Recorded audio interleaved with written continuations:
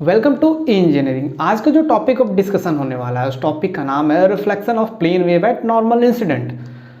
वैसे तो ये टॉपिक लिटिल बिट हार्ड है जो अभी तक हम पढ़ते हुए आए हैं। अभी तक जो हम पढ़ा है हमने वो कम्प्लीटली थ्योरी बेस्ड था। अभी जो हम बात करने वाले हैं ये लिटिल बिट आपको ऐसा लग सकता है कि हाँ ये रियल लाइफ में हैपन हो सकता है। अब कैसे हो सकता है हम देखते हैं ज़रा, ठीक है। कोई दुख तकलीफ इस टॉपिक को समझने में हो तो आप सिंपली कमेंट डाउन कर सकते हो, ठीक है। अभी ना अब हम चलते हैं, स्टार्ट करते हैं अपना डिस्कशन करना।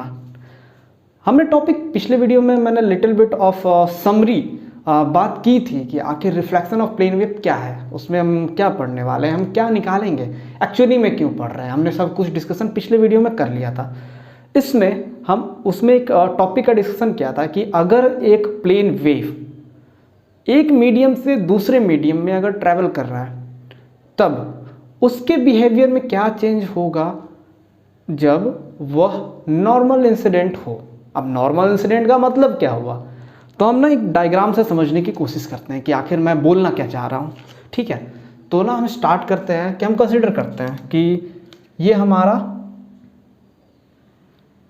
बाउंड्री है, मीडियम 1 ये है, मीडियम 2 ये है। अब ना हम थोड़ा सा डायरेक्शन भी एज्यूम कर लेते हैं कि ये जो डायरेक्शन है वो z डायरेक्शन है, पॉजिटिव z डायरेक्शन है, ये जो डायरेक्शन है x डायरेक्शन है, ठीक है। अब ना हम जो बात कर रहे थे कि इसमें हम रिफ्लेक्शन की बात कर रहे थे, किसका, प्लेन वेव का। तो ना अब हम कंसिडर करते हैं, क्योंकि मैं ना अब बताना चाह रहा हूँ कि जो मैंने वर्ड्स में बोले एक्चुअली में क्या है वो मैं दिखाना चाह रहा हूँ। तो हमने बोला कि प्लेन वेव ट्रैवल कर रहा है, ठीक है, एक मीडियम से दूसरे मीडियम में वो ट्रैवल कर रहा है। तो चलिए मान लेते हैं कि प्लेन वेव इस मीडियम से स्टार्ट हुआ है जो कि पॉजिटिव z डायरेक्शन में ट्रैवल हो रहा है। वो एक मीडियम से स्टार्ट हो रहा है, ठीक है, दूसरे मीडियम में जाएगा और इन दोनों मीडियम को एक बाउंड्री अलग कर रही होगी, ठीक है। अब इस बाउंड्री पर अगर यह प्लेन वेव जो प्रोपागेट कर रहा है in positive z direction 90 degree पर इंसिडेंट हुआ, अगर ये प्लेन वेव इस पर्टिकुलर बाउंड्री पर जो कि मीडियम 1 और मीडियम 2 को अलग कर रहा है उस पर अगर 90 डिग्री इंसिडेंट हुआ तो इसमें जो हम कंसीडर करेंगे, इसमें जो हम रिफ्लेक्शन पढ़ने वाले हैं उस रिफ्लेक्शन को हम बोलेंगे reflection of plane wave at normal incident. क्योंकि ये तो प्रैक्टिकल है ना, हो सकता है कि एक प्लेन वेव आ रहा हो, दो मीडियम को जो अलग कर रहा है उसके परपेंडिकुलर आके इंसिडेंट हो जाए। उस केस में हम देखेंगे कि इसका ट्रांसमिशन कैसा होगा एंड इसका रिफ्लेक्शन कैसा होगा। वैसे तो ट्रांसमिशन को डिफाइन करने के लिए हम लोग ट्रांसमिशन कोफिशिएंट देखेंगे और रिफ्लेक्शन को डिफाइन करने के लिए हम रिफ्लेक्शन कोफिशिएंट देखेंगे, ठीक है। अब हम अपना डिस्कशन स्टार्ट रखते हैं, ठीक है। मैंने बोला कि एक वेव ट्रैवल कर रहा है पॉजिटिव z डायरेक्शन से, ठीक है, मीडियम 1 से वो मीडियम 2 में जा रहा है। तो अगर एक प्लेन वेव एक मीडियम से दूसरे मीडियम में जाता है तो वह पार्शियली ट्रांसमिट होता है और पार्शियली रिफ्लेक्ट हो जाता है। अब वो कितना ज़्यादा रिफ्लेक्ट होगा या कितना ज़्यादा ट्रांसमिट होगा वो मीडियम की जो प्रॉपर्टी है, जैसे कि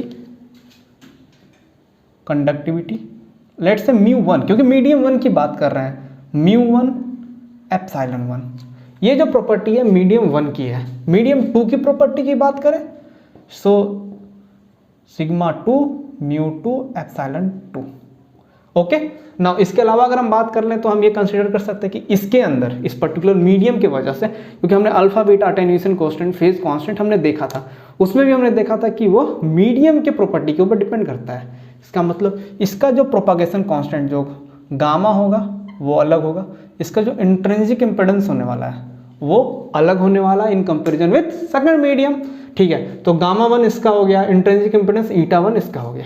तो उसी केस में इसको हम कंसिडर कर सकते हैं कि gamma 2 propagation constant in medium 2 gamma 2 है एंड इंट्रिंसिक इम्पिडेंस ईटा 2 है, ठीक है।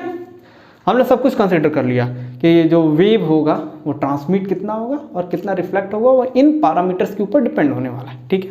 अब ना हम जो प्रोसेस अपनाएंगे उसमें हम सबसे पहले देखेंगे कि ये जो वेव है, वेव में जो इलेक्ट्रिक फील्ड है और जो मैग्नेटिक फील्ड है वो दोनों एक दूसरे के परपेंडिकुलर है with respect to propagation, direction of propagation of wave, ठीक है। क्योंकि ये एक प्लेन वेव है तो वो एक TEM वेव है और TEM वेव में उसकी प्रॉपर्टी ये होती है कि इलेक्ट्रिक फील्ड मैग्नेटिक फील्ड और जो प्रोपागेशन होता है, डायरेक्शन ऑफ प्रोपागेशन, तीनों एक दूसरे के परपेंडिकुलर होता है। ठीक है, सो वेव इंसिडेंट हुआ, ट्रांसमिट होगा, कुछ रिफ्लेक्ट होगा। ठीक है, सो वेव ट्रांसमिट हुआ तो इसका मतलब वो एक मीडियम से दूसरे मीडियम में आ गया, मतलब डायरेक्शन ऑफ प्रोपागेशन में चेंजेस नहीं आया है। So direction positive Z direction, तो आफ्टर ट्रांसमिशन भी पॉजिटिव जेड डायरेक्शन ही होगा उस वेव का, प्रोपागेशन का।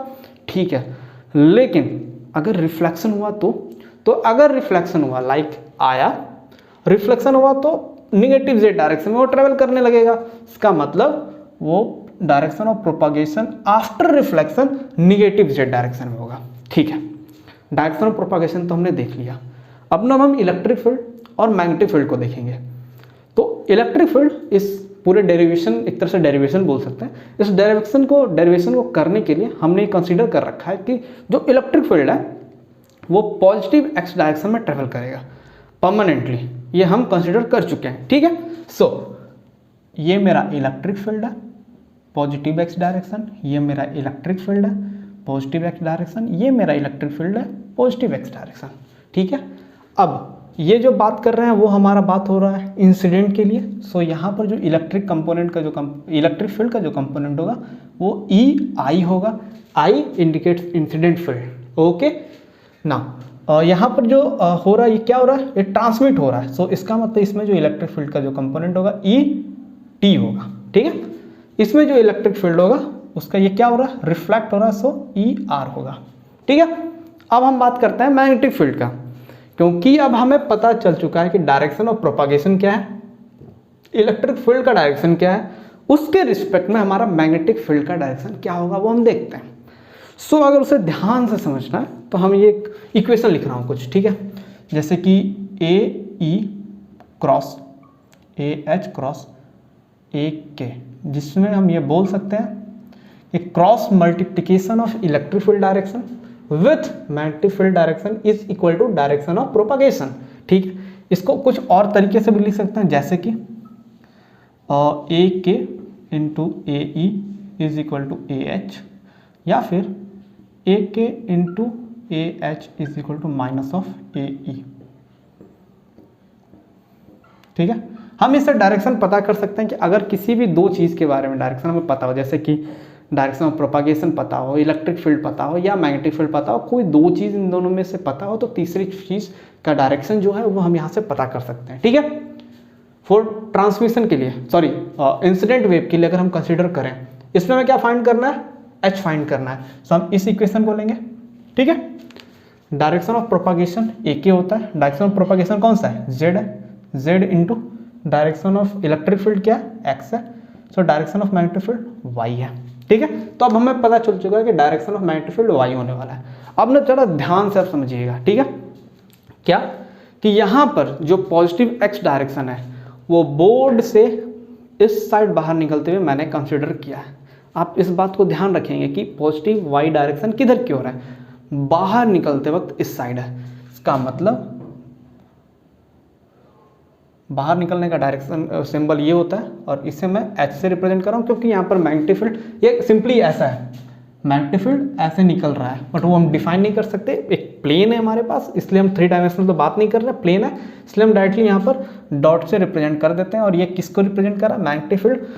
किसके मैग्नेटिक फील्ड, तो इंसिडेंट वेव के मैग्नेटिक फील्ड को। So H I.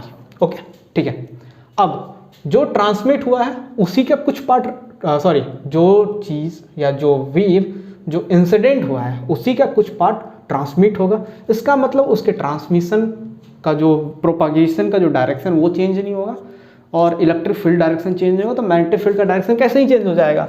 तो सिंपल सी बात है, इसे भी हमने एच, अब ये एच लिखा है, एच किसका, ट्रांसमिटेड का, तो एच टी।